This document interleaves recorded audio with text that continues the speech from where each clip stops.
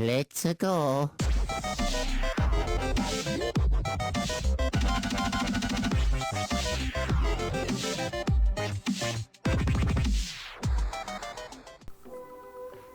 Hey, what's going on, guys? This is the Ninja Reviewer here, and I'm doing this video is because, well, since, you know, there's no One Piece chapter tomorrow, which I know, it's unfortunate. It's, like we said, classic Oda, so there's no One Piece chapter, which is weird because it should have taken a break after 3 chapters. Usually it's 4 chapters within time of that month, and then bam, he goes on break, which is like... Excuse me. At last, I understand, but oh man. Alright.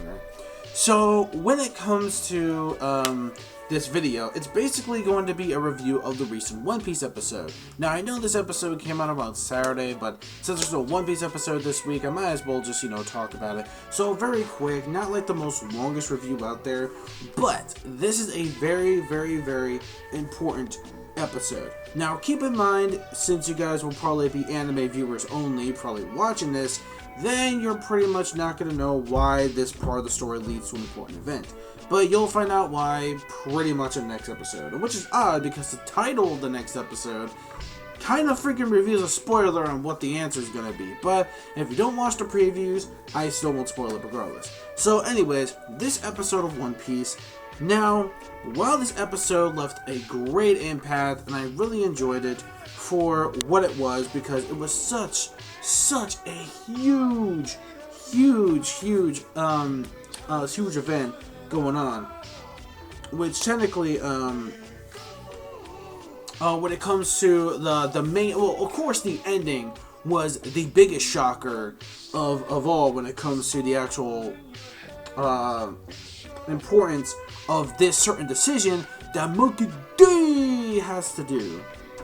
So this episode, One Piece episode 744, continues off with the whole after 743 when it comes to Luffy versus Fujitora.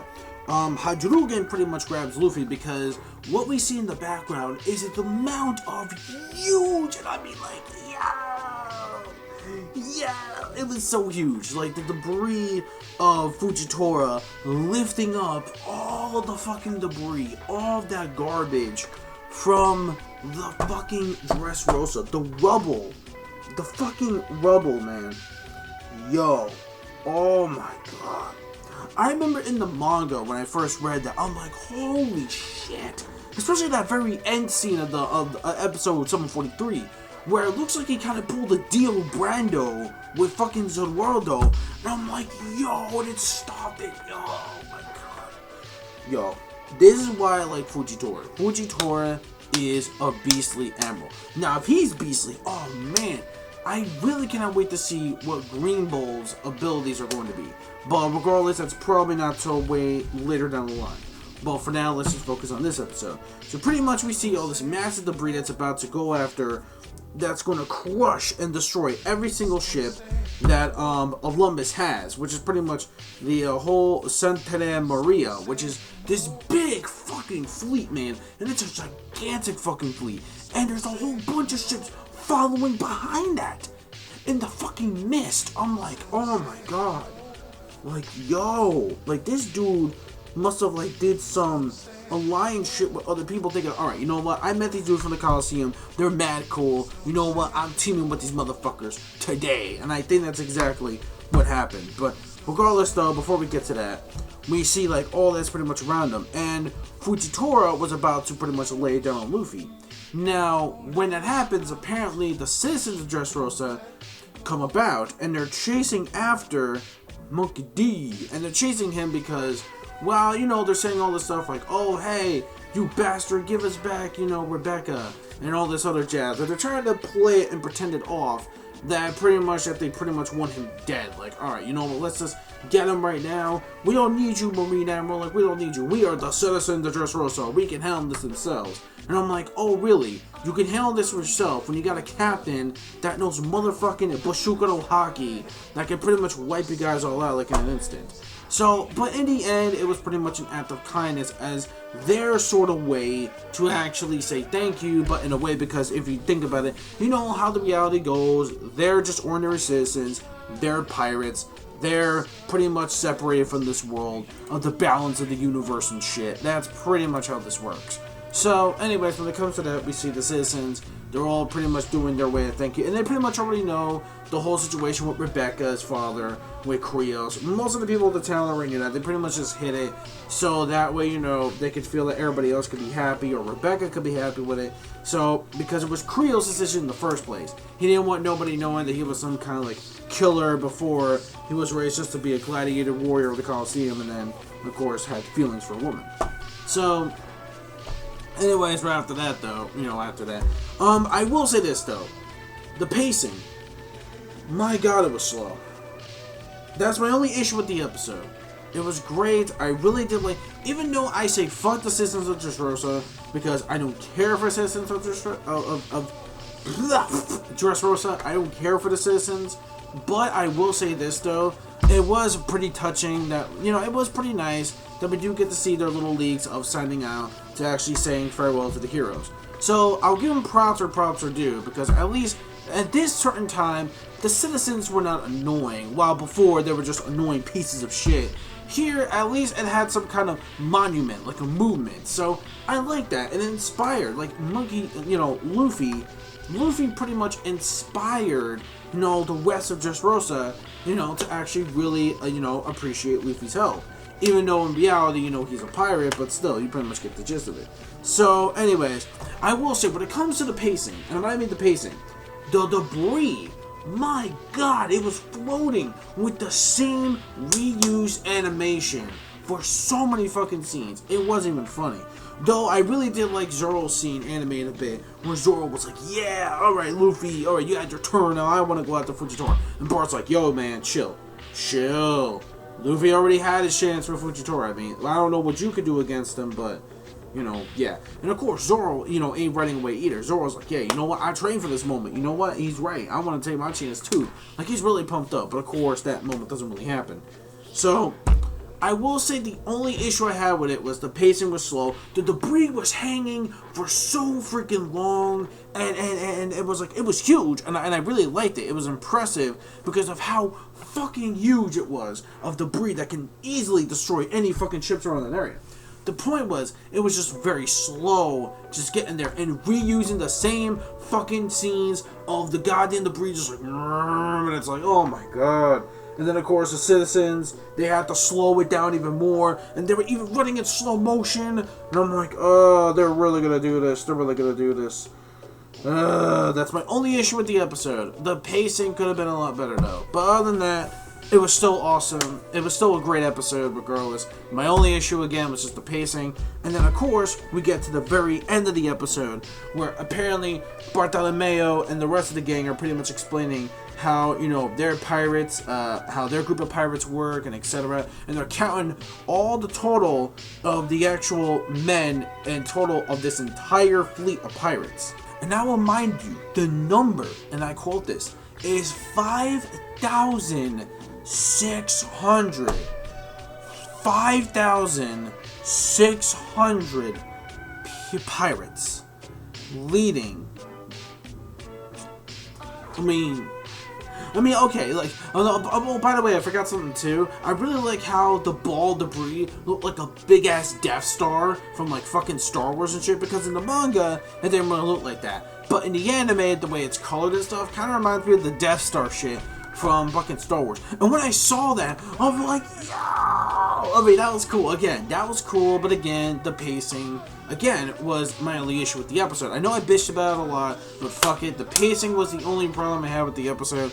But, regardless though, the end, where Bartolomeo says, and I quote this from him, as representatives, shit, I messed up, father and son, you, that's right, you'll be the boss and we'll be your followers. We'll take us under the, umbrella of the Straw Hat Pirates. I mean, I'm sorry, Luffy, I forgot to read the top part. Luffy Senpai, will you exchange cups of sake as father and son? Oh my god, yo, when I first read this part in the manga, my jaw dropped. Like, oh yeah, by the way, I did, because I made a live reaction to this a freaking year ago. When I made the live reaction, I'm like, dude, first of all, look, I mean, the dude is not Whitebeard level, okay? He has a long way to go before he's reached the fucking muscles, the goddamn OP-ness and shit. Yeah, he has a very long way to go for that. But I will say when it comes to his inspiration, his determination, the way they're all inspired by him makes sense on why they would do it. Now, keep this in mind.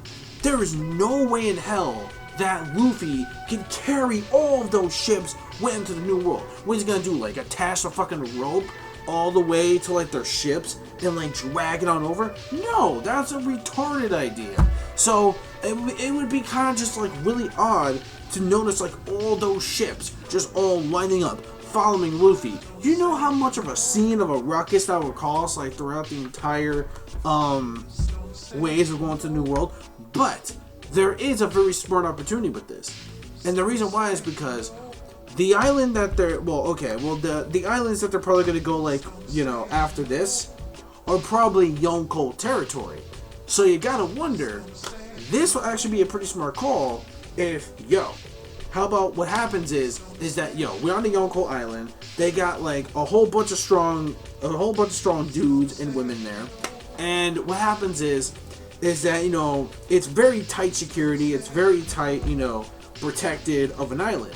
And it's like, okay, maybe my crew alone won't be able to handle this. Screw it. I'm gonna have to call in my boys, my fucking alliance, and just like summon them, and then have like an all-out battle, like on some Whitebeard shit. Again, kind of like how they would do it back on Marineford. But I have a feeling that's probably gonna be somewhere down the line. Like, I really guarantee you, there's going to be something incredibly crazy like that happens beyond the very end of the series, which I'm calling it right now. That's pretty much what's gonna happen. But hey, again, and when it comes to the whole decision thing the thing is, will Luffy actually take on this decision?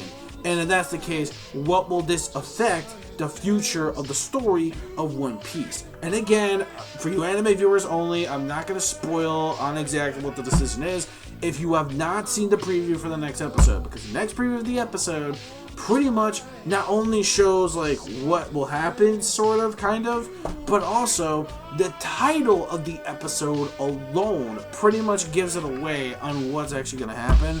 I mean, I already know, because again, it's obvious, I read the manga, obviously, so I know exactly what happens, but for you nuns, you're going to be like, oh my god, like, this is not really a big surprise, is it? Especially if you read information on the new upcoming filler arc that we're going to get.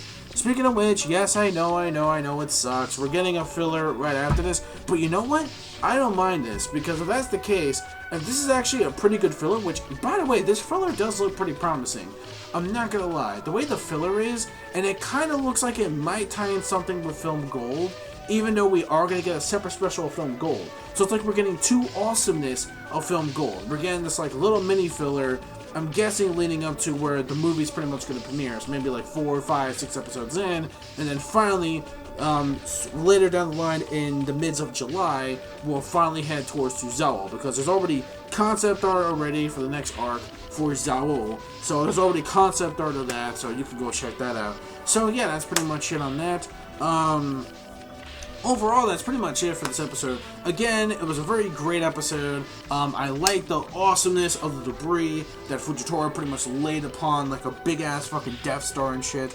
The second thing I liked was the, the citizens of Dressrosa pretty much giving like their final farewells, but in a way like the old classic One Piece should do it, how the citizens are treating them like just some ordinary pirates, like, oh, get out of here, like, this is what you do to repay us for our village, give us back Rebecca, you assholes, and crap like that. So yeah, and then finally, the big reason why this episode gets a grade, because of this really heart-pounding like decision and this like, wow, really big game changer of the series. So yeah, so my final score will be a 4.5 out of 5. Great plus. Again, not amazing, not epic, because again, pacing could have been so much better, but regardless though, I'll forgive it just a little bit and I'll still give the episode a grade. Definitely it's going to get better by the next episode, but I'm probably not going to review the next episode yet. I may or may not review it. I mean, it depends how I feel. If I get to it, maybe we'll see how it goes. I might review the next episode because things will be getting... Well, I will review it if it's something really important. like the next episode, and then probably the episode mainly after that, because